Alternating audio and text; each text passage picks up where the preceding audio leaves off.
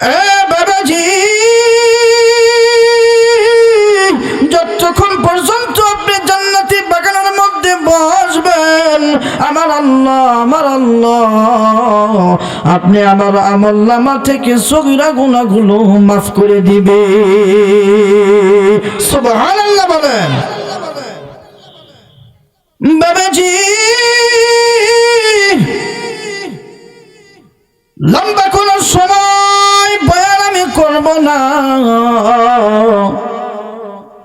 হইতে পারে আপনি আমার জীবনের এই মাহফিলটা শেষ মাহফিল।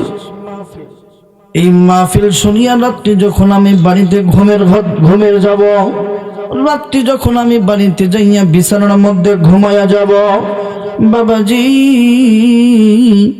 এমন একটা তথ্য আপনাদেরকে আমি জানাইয়া দিব, দিলটা নরম হয়ে যাবে, টনক টনরে উঠবে। আমি জানি না কার জানি মা নাই, কার জানি বাবা নাই, কার জানি মা কবরে, কার জানি বাবা কবরে, কার জানি মা তাকায় আছে আমার সন্তান মাহফিলে যাইয়া এক ফোঁটা দুই ফোঁটা চোখের পানি আমার জন্য কাঁদবে। এ বাবাজি, একটু দিলের কান লাগাইয়া শোনা চাই, এই মাহফিল আপনি আমার জীবনের শেষ মাহফিল হইতে পারে। কুনকুনিয়া প্রামাণিক পাড়া মসজিদের উন্নয়ন কল্পে মাহফিলে জান্নাতি বাগানের মধ্যে বসিয়া মা বাবার জন্য এক ফোঁটা দুই ফোঁটা চোখের পানি যদি আপনি আমি ফালাই, এই চোখের পানি যদি আল্লাহ কবুল করেন, এই চোখের পানি ফালানোর উসুলা করিয়া আমার আল্লাহ রব্বুল আলামিন আপনি আমার বাবা মার কবরখানা জান্নাতের বাগান বানায় দিবেন। সুবহানাল্লাহ বলেন। বাবাজি, মাহফিলটা আপনি শুনিয়া বাড়ির মধ্যে চলে গেলেন, যাইয়া আপনি বিছানার মধ্যে ঘুমাইয়া গেলেন। বিছানার মধ্যে ঘুমানোর পরে আপনি তো রাত্রি ঘুমাইলেন, কিন্তু বাবাজি আপনি ঘুমাইতেছেন, হায়াতের মালিক আল্লাহ, মৌতের মালিক আল্লাহ। এমন তো হইতে পারে বিছানার মধ্যে আপনি আমার মৃত্যু। এ বাবাজি, আপনি আমার রাত্রি মৃত্যু হয়ে গেল, এইবার পাশে স্ত্রী আমার শুয়ে আছেন। স্ত্রী ডাক দিয়ে বলে, প্রাণের স্বামী গো, ও আমার স্বামী, মসজিদের মুয়াজ্জিন ফজরের নামাজের সময় আজান দিয়েছে, তোমাকে মসজিদে যেতে হবে, নামাজ আদায় করতে হবে। স্ত্রী পাশ থেকে বারবার আমাকে ডাকতে থাকে, এক দুইবার তিন চারবার ডাকতে থাকে, কিন্তু আমার যখন কোনো সাড়া পাই না, স্ত্রী তার হাত দিয়ে আমার শরীরে যখন ধাক্কা মারে, স্ত্রী যখন আপনি আমাকে ধাক্কা দেয়, ধাক্কা দেওয়ার পরে দেখে আমি আর নড়াচড়া করতে পারি না। স্ত্রী বলে, ও দুনিয়ার মানুষ, আমার স্বামী তো দুনিয়ার মধ্যে আর নাই। আল্লাহু আকবার বলেন। এই দুনিয়ার লোক সকল, আমার প্রাণের স্বামী রাত্রিবেলা মাহফিল শুনেছিল। মাহফিল শুনিয়া যখন রাত্রে ঘুমের মধ্যে শুইয়া পড়ে, আমার আল্লাহ তো আমার এই স্বামীকে দুনিয়ার থেকে নিয়ে যায়। মসজিদের মুয়াজ্জিন ডাক দিয়ে বলবেন, কুনকুনিয়া গ্রামের অনেক পাড়ার অমক আজকে দুনিয়ার থেকে রাতে বিদায় নিয়ে চলে গেছে। তার জানাজা নামাজ হবে হলো আগামীকাল ফজরের নামাজ, আগামীকাল জোহরের নামাজের পরে। বাবাজি, কথাগুলো এই জন্য বললাম, হইতে পারে আপনি আমার জীবনের শেষ মাহফিল আজকে, ঠিক কিনা বলেন? এই মাহফিলে আপনি আমার জীবনের শেষ মাহফিল হতে পারে। এই মন মানসিকতা নিয়ে চিন্তা ভাবনা করে একটু মাহফিলটা শোনেন।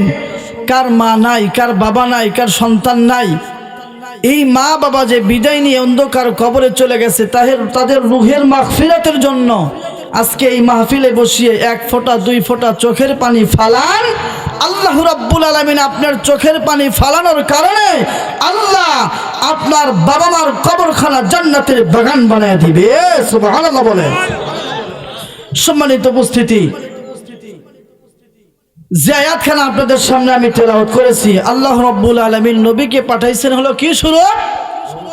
রহমত স্বরূপ। মানে যে পিছনে বাজানোর খেয়াল আছে, কিন্তু আপনারা কথা বলতেছে কি ওঠাউঠি করে না, ওঠাউঠি করলে ঝামেলা, ওদের ডিস্টার্ব হয়। পিছনে যারা লোক আসবে, আমরা এই যে সামনেও ফাঁকা জায়গা আছে, এটা পূরণ করে বসি, একটু আগে আগে বসি, পূরণ করে বসি শীতের দিন। তো সম্মানিত উপস্থিতি, আল্লাহ রাব্বুল আলামিন আমাদের নবীকে, ভাই সামনে এসে বসেন, অনেক লোক আসবে ইনশাআল্লাহ, মাঠ ভরে যাবে। আল্লাহু আকবার, আল্লাহ কবুল করবে আজকে মাহফিলকে। আল্লাহ রাব্বুল আলামিন আমাদের নবীকে কি স্বরূপ পাঠাইছেন? রহমত স্বরূপ। এই নবীর যে মুজিজা আছে, নবীর কত যে আল্লাহ রাব্বুল আলামিন মুজিজা দান করছেন। নবীজির চেহারা কেমন ছিলেন? নবীজির চেহারা চন্দ্র সূর্যর আলোর চাইতে, চাঁদের চাইতে নবীজির চেহারা সুন্দর ছিলেন না চাঁদটা সুন্দর ছিলেন? এই কথাগুলো হাদিসের মধ্যে আসছে। এই জন্যই আজকে আলোচনা নিয়ে আসছি যে ওমা আরসালনাকা ইল্লা রাহমাতাল লিল আলামিন। আল্লাহ যে বললেন নবী রহমত স্বরূপ, এই কথাটা সত্য না মিথ্যা এর একটা প্রমাণ আপনাদেরকে আমি দিয়ে শোনাইব। শুনতে রাজি আছেন? সাহাবীর নাম হলো হযরতে আনাস রাদিয়াল্লাহু তাআলা আনহু। সাহাবীর নাম কি? আনাস। ওয়াজ মুখস্থ করে যান, খালি শুনলেন আর বিদায় নিয়ে চলে গেলেন না। ওয়াজের শেষে আজকে ছোট্ট একটা আমল, যে আমল করলে যে ফেরেশতাগুলো আমাদেরকে আযাব দিবে। বাবাজি বসে যান, সবাই ওখানে দাঁড়িয়ে থাকা যাবে না, বসেন। যেই ফেরেশতাগুলো কবরে আযাব দিবে না, কি আমল করলে ফেরেশতা কবরে আযাব ওই বান্দাকে দিবে না, সে আমল বলবো, শুনবেন ইনশাআল্লাহ। রাজি আছেন? সাহাবীর নাম হলো হযরতে আনাস রাদিয়াল্লাহু তাআলা আনহু। এই হযরতে আনাস রাদিয়াল্লাহু তাআলা আনহু একদিন নবীর বাড়ি থেকে, নবীর দরবার থেকে নিজের বাড়িতে গেছে। নিজের বাড়িতে যাওয়ার পরে তার মাকে ডাক দিয়ে বলতেছেন, মা আমি আসছি বাড়িতে, কিন্তু পৃথিবীর জমিনে সমস্ত কিছুর আগে একটা জিনিস, একটা লোক, যেই লোকটার নাম হলো মা। সন্তানের চেহারার দিকে তাকাইলে, এই সন্তানের চেহারার দিকে তাকাইলে সন্তানের মন ভালো না খারাপ দুনিয়ার কেউ না বুঝলে একটা সে বুঝতে পারে, তার নাম হলো মা। কে? মা। মা হযরতে আনাস রাদিয়াল্লাহু তাআলা আনহুর মা দেখতেছেন বাবা আনাসের মুখটা শুকনা। মুখ কি? শুকনা। কি ব্যাপার বাবা, তুমি কি খাও নাই? তোমার মুখ শুকনা কেন? কারণ পৃথিবীর জমিনে যখন কোনো ছেলে সন্তান বাহির থেকে চলে আসে, আসার পরে দেখবেন বউ, স্ত্রী, সন্তান, তারপরে শ্বশুর শাশুড়ি, ভাই বোন সবাই আমার জন্য বাড়ি কি নিয়ে আসছে সেটা নিয়ে ব্যস্ত, ঠিক কিনা বলেন? বাহির থেকে আসছে, কি নিয়ে আসছে সেটার জন্য ব্যস্ত। কিন্তু বাজান, জনম দুঃখিনী মা যার বেঁচে আছে, দেখবেন এই মা টোপলার দিকে কি নিয়ে আসছে সেজন্য তাকায় না, ওই মা দেখে সন্তানের চেহারার দিকে। আল্লাহু আকবার বলে, ভুল বললাম নাকি? মা সন্তানের চেহারার দিকে তাকায় দেখে যে আমার সন্তান কিছু খায় না, শুকিয়ে গেছে। বাবা ব্যাগ ট্যাগ রাখ, আগে হাত মুখ দিয়ে তাড়াতাড়ি খানা খেয়ে নি, ঠিক কিনা বলেন? হযরত আনাস গভীর মনোযোগ হয়ে শোনেন। হযরত আনাস রাদিয়াল্লাহু তাআলা আনহু যখন বাবাজি বাড়ির মধ্যে প্রবেশ করলেন, হযরত আনাসের মা ডাক দিয়ে বলে, বাবা আনাস তোমার মুখটা অনেক শুকনা দেখা যায়, বাবা আনাস তুমি কি কিছু খাও নাই? আনাস ডাক দিয়ে বলে, মালিক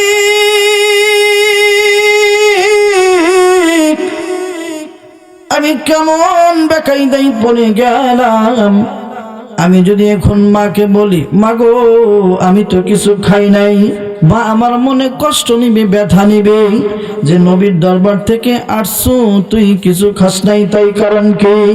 ও মালিক, আবার যদি আমার মা জিজ্ঞাসা করে,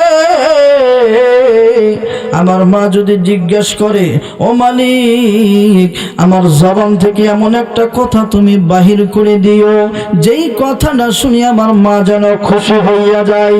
হযরতে আনাস রাদিয়াল্লাহু তাআলা আনহু এবার ডাক দিয়ে বলে, বাবা আনাস তুমি কি কিছু খাও নাই? ও বাবা আনাস তুমি কি কিছু খাও নাই? তোমার মুখটা শুকনা দেখা যায় কেন? হযরতে আনাস ডাক দিয়ে বলে, মা গো, ও মা,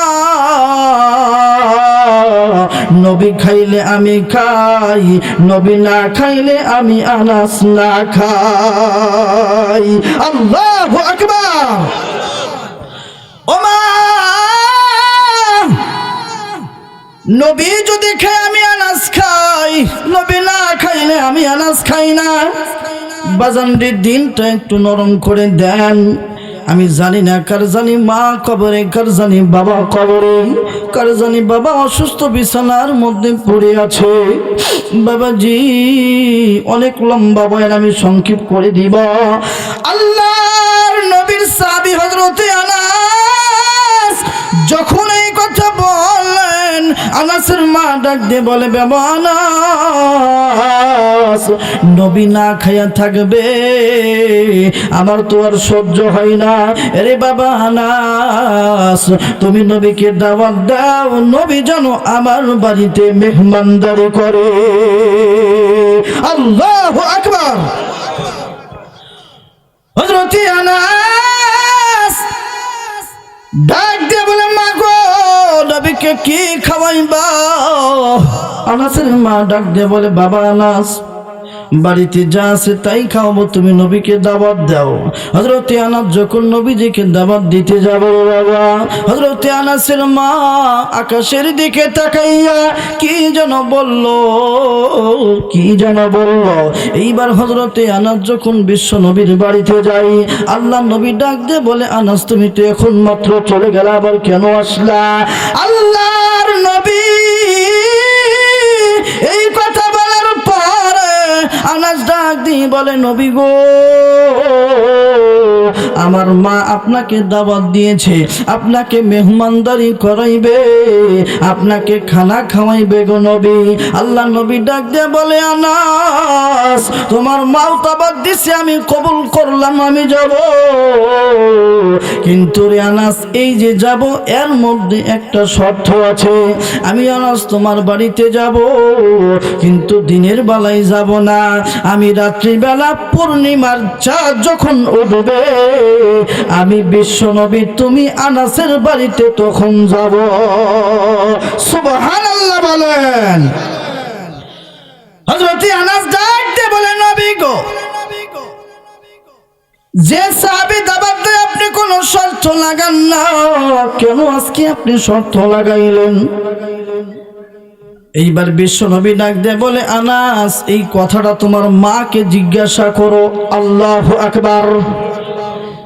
কথার মধ্যে অনেক বড় ঘুমাইতে দিলেন আল্লাহর নবীর বিছানার মধ্যে। ইহুদি বাজার নবীকে পরীক্ষা করার জন্য ইচ্ছাকৃতভাবে যখন রাত্রে ঘুমাইতে দেয়, ইহুদি ইচ্ছাকৃতভাবে নবীজির বিছানার মধ্যে পেশাব পায়খানা করে বিছানা নষ্ট করে।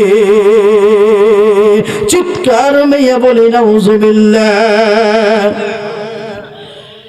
বিছানার মধ্যে যখন পেশাব পায়খানা করিয়া বিছানা নষ্ট করে, সকাল হওয়ার আগে ইহুদি বিদায় নিয়ে চলে যায়। আমার নবীজি সকালবেলা নিজের হাত দ্বারা বিছনাগুলো পরিষ্কার করে। বাবাজি বিছনাগুলো যখন পরিষ্কার করে, এই ইহুদি এত বড় নিষ্ঠুর পাষাণ, পরের দিন বিকেলবেলা আবার নবীকে আসিয়া ডাক দেয়া বলে, নবী গো, ও নবী গো, ইয়া রাসূলুল্লাহ, ইয়া হাবিবাল্লাহ, আমি ইহুদি আপনার বাড়িতে মেহমান হতে চাই। আল্লাহু আকবার বলেন।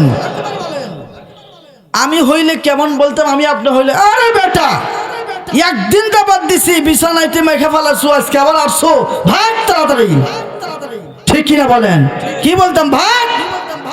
একদিন তোর বাড়িতে আমি আশ্রয় দিছিলাম, তুই সেই সুযোগ নিয়ে আমার বিছানাপাতি সব কিছু নষ্ট করছো, আমি নিজের হাত দ্বারা পরিষ্কার করছি, আজকে আবার আসছো আমার বাড়িতে থাকতে, ভাগ। ঠিক কিনা বলেন?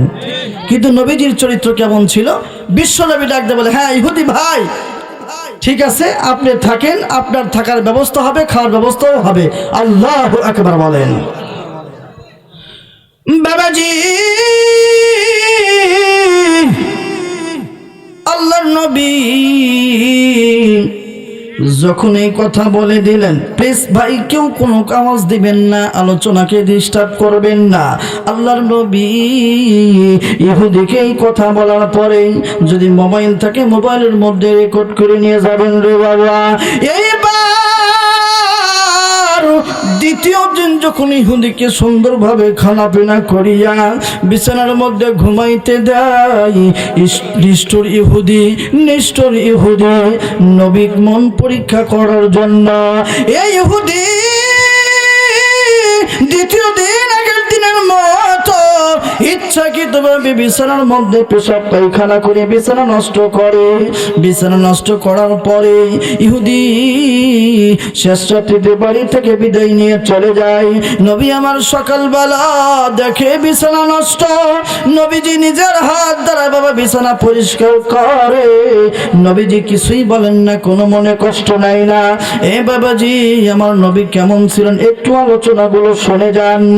আল্লাহ রাব্বুল আলামিন সব কিছু দেখেন রে বাবা, নবীজি কিছুই বলেন না। দুই দিন ইহুদি নবীজিকে কষ্ট দিলেন, কিন্তু নবীজি জবান দ্বারা কিছুই বললেন না। তৃতীয় দিন আবার ওই ইহুদি আসিয়া ডাক দিয়ে বলে, নবী গো, আমি আজকেও আপনার বাড়িতে মেহমান হতে চাই। আল্লাহু আকবার। তৃতীয় দিনে আবার ওই ইহুদি আবার নবীজিকে আসছে, কিন্তু আমার নবীজি কখনো বলে না, ইহুদি তুমি আমার বিছানা পেশাব পায়খানা করে নষ্ট করছো। বাবাজি ইহুদি কিছুই নবীজি কিছুই বলেন না। এমন নবী, দয়ার নবী, মায়ার নবী রে বাবা, আমাদেরই নবী ছিলেন। এইবার ইহুদিকে যখন বিছানার মধ্যে ঘুমাইতে দেন তৃতীয় দিন, ঘুমানোর পরে ওই ইহুদি 2 দিনের নাই তৃতীয় দিনে ইচ্ছাকৃতভাবে আবার পেশাব পায়খানা করিয়া বিছানা নবীজির নষ্ট করে দেয় রে বাবা। এই নবীজি ইহুদি আবার বাড়িতে যায় নাই, নবীজির বাড়ির পাশে লুকিয়ে দাঁড়িয়ে আছে। দেখে ইহুদি মনে মনে চিন্তা করে প্রশ্ন করে দেখি আমি নবীজিকে 3টা দিন কষ্ট দিলাম, নবীজি আমি যে নাই আমাকে কোনো গালি দিয়ে কিনা। এরে বাবাজি, আল্লাহর নবীর চরিত্র এমন ছিল না। আল্লাহর নবীর চরিত্রে জীবনে কখনো মিথ্যা কথা বলেন নাই, আল্লাহর নবীজি কখনো কাউকে ধোঁকা দেন নাই। এইবার নবীজি সকালবেলা যখন নিজের হাত দ্বারা পেশাব পায়খানা গুলো পরিষ্কার করে, ইহুদি তাকায়া দেখে, কিন্তু রে বাজান, হেদায়েত দেওয়ার মালিক তো একমাত্র আল্লাহ। রাহমাতুল লিল আলামিন নবী, কোরআনে প্রমাণ, উম্মত বিনে কে বুঝিবে আমার দয়াল নবীর শান। মারহাবা বলেন। কষ্ট লাগতেছে? কিছুক্ষণ সময় দেওয়া যাবে? বলেন তো আমার সাথে, রাহমাতুল লিল আলামিন নবী, কোরআনে প্রমাণ, উম্মত বিনে কে বুঝিবে আমার দয়াল নবীর শান। নবী আমার মদিনারি বুলবুল, আমার আল্লাহ প্রেম করিয়া নামতে দিলেন হাবিব রাসূল। আল্লাহু আকবার। নবী আমার মদিনারি বুলবুল, আমার আল্লাহ প্রেম করিয়া নামটি দিলেন হাবিব রাসূল। সেই নবীকে মহব্বত করলে, সেই নবীর সুন্নত মেনে নিলে আল্লাহ খুশি হয়। উম্মত বিনে কে বুঝিবে আমার দয়াল নবীর শান। রাহমাতুল লিল, বলেন না আমার সাথে সবাই, রাহমাতুল লিল আলামিন নবী কোরআনে প্রমাণ। উম্মত বিনে কে বুঝিবে আমার দয়াল নবীর শান। আল্লাহু আকবার বলেন, জোরে বলেন আল্লাহু আকবার। এ বন্ধু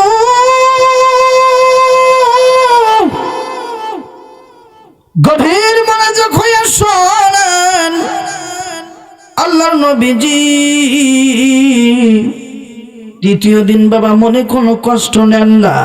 নবীজি নিজের হাত দ্বারা যখন পায়খানাগুলো পরিষ্কার করে, এই দিক দিয়ে বাজান ইহুদি তাকায়া তাকায়া দেখে যে আমি 3 দিন নবীজিকে কষ্ট দিলাম, এরপরেও নবীজি কোনো কষ্ট নিল না। এরা তো আসলে সাধারণ কোনো মানুষ নয়। এই নবীর বিরুদ্ধে কত আবু জাহেল কটূক্তি কথা বলেছেন, কত মিথ্যা কথা বলেছেন। ইনি তো সত্য নবী। ইহুদি দৌড় মারিয়ে নবীজির হাত করে খপ করে ধরে ফেলেছেন। নবীকে ডাক দিয়ে বলে, নবী গো, ইয়া রাসূলুল্লাহ, ইয়া হাবিবাল্লাহ, আমি ইহুদি বুঝতে পারি নাই, আবু জাহেল আপনার বিরুদ্ধে অনেক মিথ্যা কথা বলেছেন। এ নবী, আমাকে আপনি মাফ করে দেন, আর আমাকে জাহান্নামের দলে থেকে জান্নাতের দলে নিয়ে আসেন, আমাকে কালেমা পড়াইয়া মুসলমান বানাইয়া দেন। লা ইলাহা ইল্লাল্লাহু মুহাম্মাদুর রাসূলুল্লাহ। বাবাজি নবীজিকে অনেক সময় অনেক কষ্ট দিতেন, কিন্তু নবীজি কারোর সাথে খারাপ ব্যবহার করতেন না। লম্বা কোনো সময় বয়ান করার জন্য বসে নাই। এইবার হযরত আনাস ডাক দিয়ে বলে, নবী গো, ইয়া রাসূলুল্লাহ, ইয়া হাবিবাল্লাহ, আপনাকে অনেক সাহাবী দাওয়াত দেয়, কিন্তু আপনি কোনো শর্ত দেন না। আমার বেলায় আপনি শর্ত দিলেন। আল্লাহর নবী ডাক দিয়ে বলেন, সাহাবী আনাস, তোমার মাকে যাইয়া জিজ্ঞাসা করো কেন আমি শর্ত দিলাম। তোমার মাই আমার এই প্রশ্নের জবাব দিয়ে দিবে। আল্লাহু আকবার বলেন। তোমার মাকে যাইয়া বলো গা, তোমার মা সেই প্রশ্নের জবাব দিবে। কারণ নবী কখনো গায়েব জানে না, আল্লাহ যদি না জানায়। সামনে এসে আলোচনা বুঝতে পারবেন। একটু মনোযোগ হয়ে যান। কষ্ট লাগতেছে নাকি বাবা? চলবে তো কিছু সময়। গত প্রায় এই সপ্তাহ ধরেই এই মাসে অনেক আলোচনা করছি, অনেক জায়গায় শরীর বেশি ভালো না, তারপরেও যেহেতু গ্রামের মাহফিল, ইনশাল্লাহ কিছু করব আলোচনা।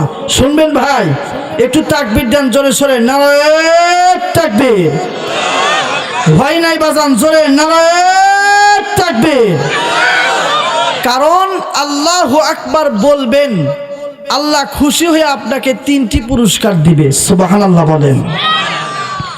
1 নাম্বার পুরস্কার হলো আপনার সমস্ত সগীরা গুনাহ। আল্লাহু আকবার একবার জোরে বলছেন, একবার আল্লাহু আকবার বলার কারণে সমস্ত সগীরা গুনাহ আল্লাহ মাফ করে দিবে। 2 নম্বরে, যেই রিজিকের জন্য আমরা অনেক সময় দৌড়াদৌড়ি করি, মানুষকে কষ্ট দিই, মারামারি করি, সেই রিজিকের অভাব আল্লাহ তাআলা দূর করে দিবে। সুবহানাল্লাহ বলেন। 3 নম্বরে, জান্নাতের ভিতরে একটা সিট নাম্বার আল্লাহ বরাদ্দ করে দিবে। সুবহানাল্লাহ বলেন। আল্লাহু আকবার বলবো একবার, পুরস্কার পাইব কয়টি? জোরে বলেন কয়টি? 3টি পুরস্কারের আশায় আল্লাহু আকবার জোরে বলবো না আস্তে বলবো? জোরে বলবো তো ইনশাআল্লাহ। ছোট ভাইরা বসেন, কেউ ধরে থাকবেন না, সবাই বসেন। আর না বসলে বাইরে যা আলাপ করেন গা, কারণ এনে বসে থাকতে সবারই ভালো লাগবো না। কি বলেন?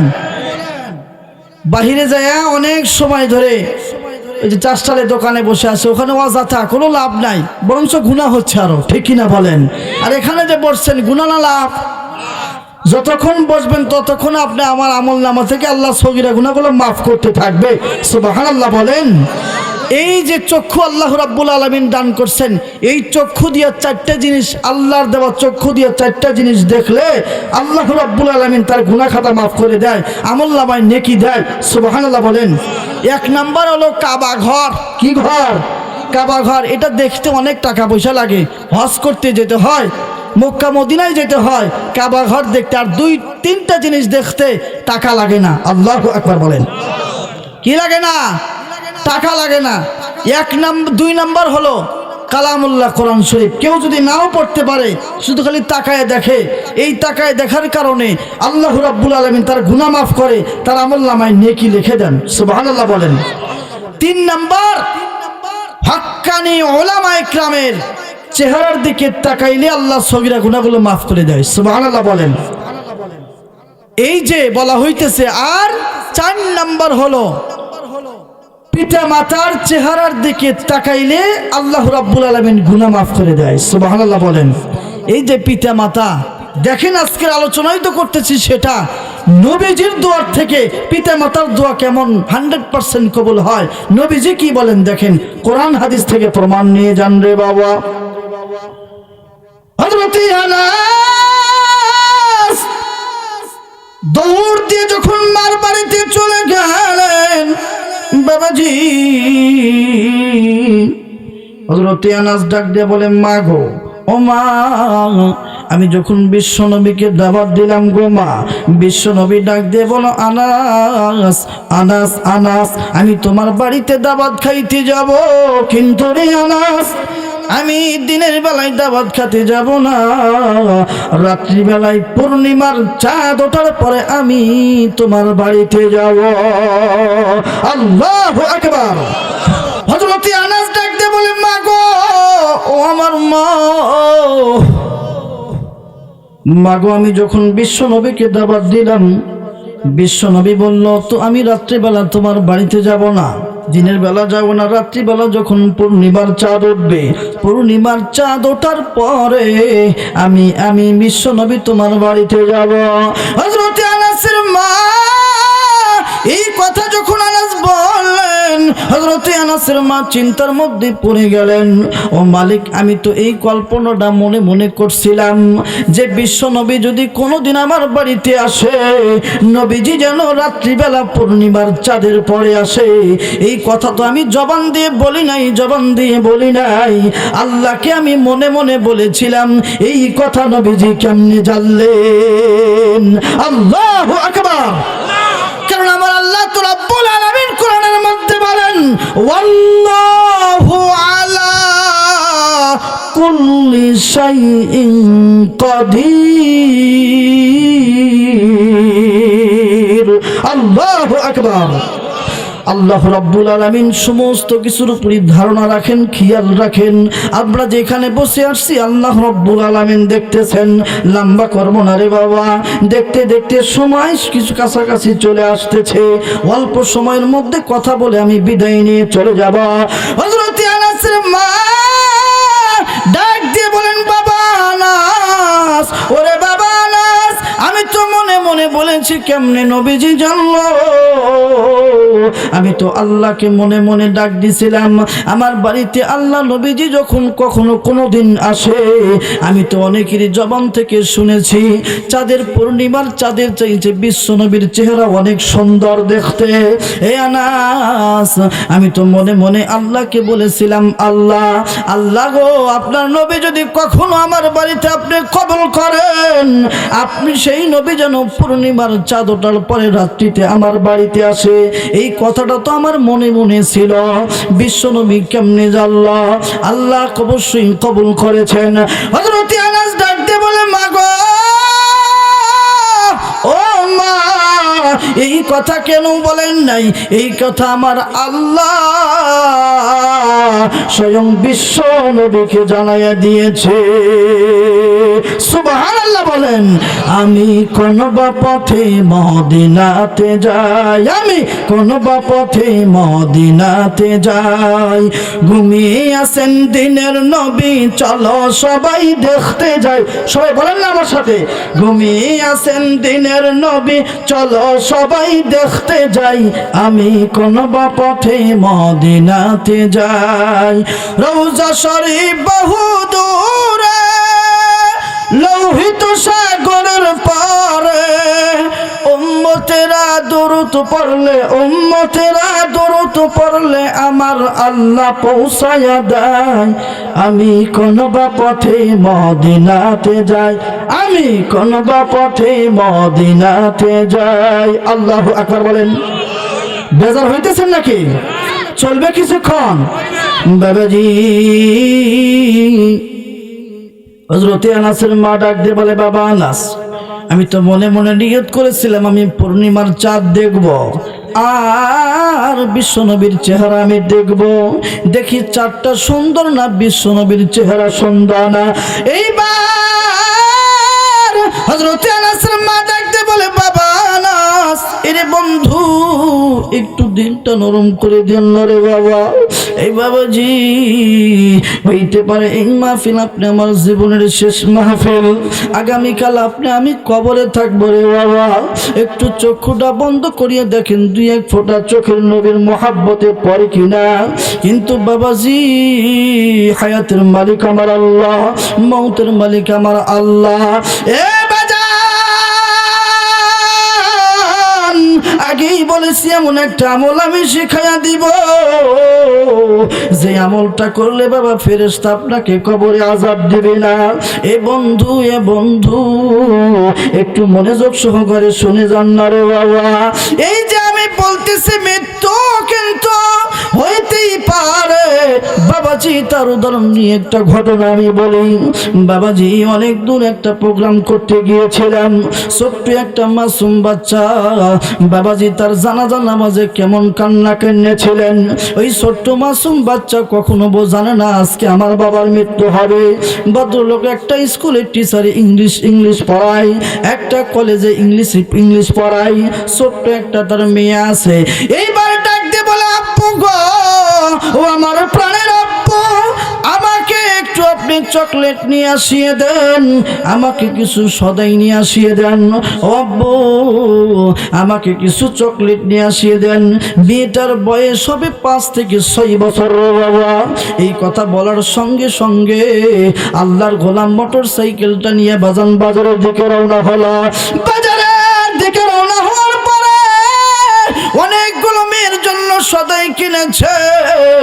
সদাই কিনে যখন মোটর সাইকেল নিয়ে আবার বাড়িতে দিকে আসতেছে, কিন্তু বাবারে ওই ভদ্রলোক জানতো না আজকে আমার জীবনের শেষ যাওয়া হলো বাজার। আল্লাহু আকবার। ভদ্রলোক মোটর সাইকেল নিয়ে যখন আবার রওনা হয়েছে,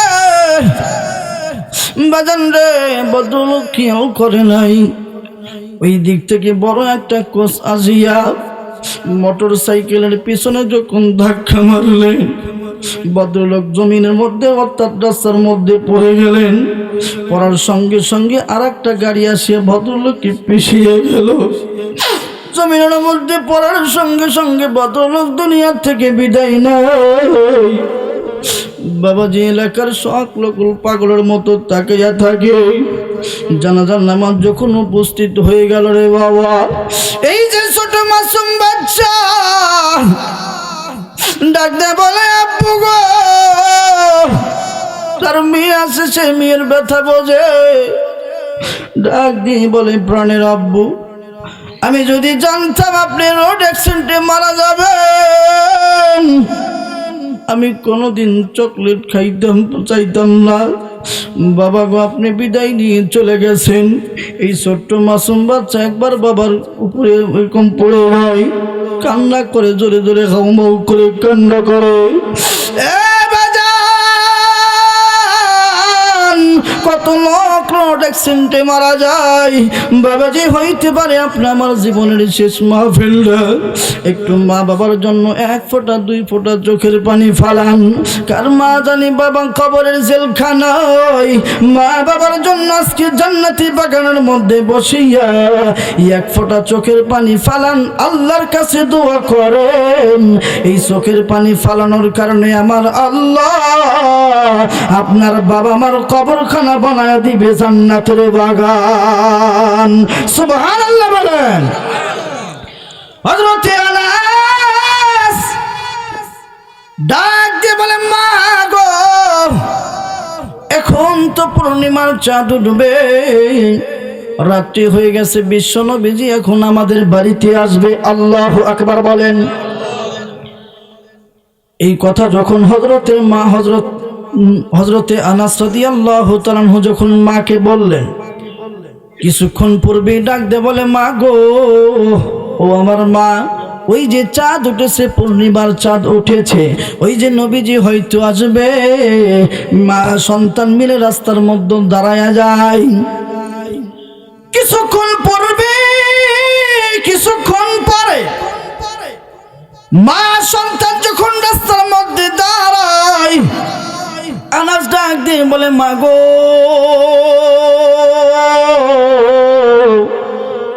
ওই যে দেখা যায় বিশ্ব নবী আমাদের বাড়িতে আসতেছে। এই কথা বলার সঙ্গে সঙ্গে আনাসের মা ডাক দিয়ে বলে, বাবা আনাস, ওরে বাবা আনাস, তুমি আমার সামনে দাঁড়াও, আমার থতনিটা তোমার ঘাড়ের উপরে আমি রাখবো, রাখি আমার দুই চোখটা আমি দূরবীন বানাইব, আমি বিশ্ব নবীকে একবার দেখব আর পূর্ণিমার চাঁদ দেখব। আমি দেখতে চাই বিশ্ব নবীর চেহারা সুন্দর না পূর্ণিমার চাঁদটা সুন্দর। আল্লাহু আকবার বলেন। এইবার বাবাজি হযরতে আনাস ডাক দে বলে, মা গো, ও আমার মা, তুমি রাখো না গো মা। এ বোন রে ভাই, গভীর মনোযোগ হয়ে আলোচনাগুলো শোনা চাই। ও কুনকুনিয়া গ্রামের পোড়াপানি গ্রামের মা গো, ও মা, আমি তো তোমার মতন একজনই মায়ের সন্তান। ও বোন, আমি তো তোমার মতন একজন বোনেরই ভাই। আলোচনাগুলো শোনা চাই। মাগরিবের নামাজের পরে তুমি তো মোবাইলের মধ্যে থাকো, তুমি তো টেলিভিশনের মধ্যে থাকো, দেখো না গো মা, দেখো। ছোট্ট একটা আমলের কথা আমি বলবো, মা একটু মনোযোগ সহকারে শোনো। হযরতে আনাস রাদিয়াল্লাহু তাআলা আনহুর মা যখন আনাসের ঘাড়ের উপরে এইভাবে থুতুটা রাখলেন, রাখিয়া নবীজির চেহারার দিকে তাকাই, একবার পূর্ণিমার চাঁদ দেখে, আবার নবীজির চেহারা তাকায়া তাকায়া দেখে, আবার পূর্ণিমার চাঁদ দেখে, আবার নবীজির চেহারা তাকায়া দেখে। দেখতে দেখতে আনাসের মা ডাক দিয়ে বলে, পৃথিবীর মানুষ রে, আমি অনেক অনেক অনেক দেখলাম, ওই যে পূর্ণিমার চাঁদের চাইতে হাজার হাজার কোটি কোটি গুণ নবীজির চেহারা সুন্দর। আল্লাহু আকবার। নবীজির চেহারা হাজার হাজার গুণ সুন্দর। বাবাজি গো, হযরতে আনাস রাদিয়াল্লাহু তাআলা আনহুর বাড়িতে যখন বিশ্ব নবী তাশরিফ আনলেন, তাশরিফ আনার পরে খানাফিনা হল রে বাবা। খানাফিনা হওয়ার পরে বাবাজি, খানাফিনা হওয়ার পরে আল্লাহ নবী যখন বিদায় নেবে, আল্লাহ নবী বিদায় নেওয়ার সময় ওই আনাসের মা ডাক দিয়ে বলে, নবী গো, ইয়া রাসূলুল্লাহ, ইয়া হাবিবাল্লাহ, আপনি তো বাড়িতে যাবেন গো নবী, কিন্তু আমার মনের মধ্যে আর একটা আশা। নবী গো, আমার মনের মধ্যে আর একটা আশা। এইবার আনাসের মা ডাক দিয়ে বলে, নবী গো। আনাসের মা যখন এই কথা বলে দিলেন, আল্লাহ নবী ডাক দিয়ে বলেন, মা গো, কি মনের মধ্যে আপনার আশা? আনাসের মা ডাক দিয়ে বলে, নবী গো, আমার আনাস তো গরিব মানুষ, আপনাকে বেশি সময় মেহমানদারি করাইতে পারে না। ও নবী গো, নবী গো, নবী গো, ইয়া রাসূলুল্লাহ, ইয়া হাবিবাল্লাহ, আজকে আপনি দোয়া করেন আমার আনাসের জন্য, আমার আনাস যেন ধনী হইয়া যায়, আমি আনাসের মা যেন প্রতিদিন আপনাকে মেহমানদারি করাইতে পারি। সুবহানাল্লাহ বলেন। হযরত আনাসের মা বাবাজি এই কথা যখন বলে দিলেন, ডাক দিয়ে বলেন, নবী ডাক দিয়ে বলেন, আনাসের মা, ও মা, আমি নবীর চাইতে, আমি নবীজির চাইতে আপনার মা অনেক সন্তানের জন্য বড়। আল্লাহু আকবার। নবী ডাক দিয়ে বলে, মা গো, আপনি সন্তানের জন্য নিজেই দোয়া করেন। বাবাজি কেন এই কথা নবীজি বললেন? কোন সন্তান যদি মার জন্য দোয়া করে, সেই দোয়ার মধ্যে কোনো বাধা থাকে না। বন্দুকের গুলি মিস হইতে পারে রে বাবা, মা যখন কোনো সন্তানের জন্য দোয়া করে, সেই দোয়াটা 100% কবুল হইয়া যায়। হাদিস থেকে অনেক প্রমাণ আছে, প্রমাণ দেওয়ার সময় নাই, 10টা বাজাবার কাছাকাছি চলে আসছে রে বাবা। এইবার হযরত আনাসের মা আল্লাহর দরবারে হাত উত্তোলন করলেন, নবীও হাত উত্তোলন করলেন। আল্লাহর নবীর হাত, মায়ের হাত। মা ডাক দিয়ে বলে, মালিক গো, ও আমার মালিক, আল্লাহ আমি তোমার দরবারে হাত উত্তোলন করেছি। ও মালিক, আমার আনাসকে তুমি ধনী বানাইয়া দাও, আমার আনাসকে তুমি ধনী বানাইয়া দাও, আমার আনাসকে তুমি ধনী বানাইয়া দাও। আল্লাহর নবী বলে আমিন, আল্লাহর নবী বলে আমিন। এই যে মা সন্তানের জন্য দোয়া করলো, নবী যে আমিন বলল, বাবাজি কয়েকটা দিনের মধ্যে হযরত আনাস ধনী হয়ে গেলেন। সুবহানাল্লাহ বলেন। হযরত আনাস ধনী হয়ে গেলেন, তার কারণ হলো মা দোয়া করছেন, নবীজি আমিন বলছেন। এই দোয়া কবুল হওয়ার মধ্যে কোনো সন্দেহ আছে? বলেন আছে? কোনো সন্দেহ না।